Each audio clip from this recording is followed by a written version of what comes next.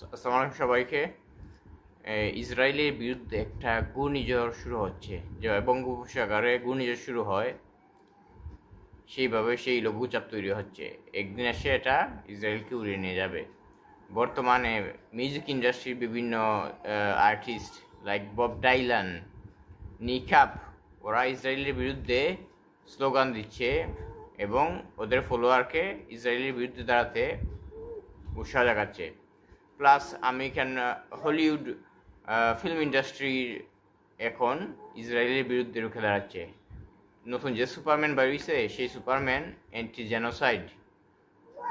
ওকে, ওদের স্টোরি লাইনে অ্যান্টি জেনোসাইডের বিরুদ্ধে কথা বলা হয়েছে। তো এই ফিল্মটা দেখতে বলবেন না।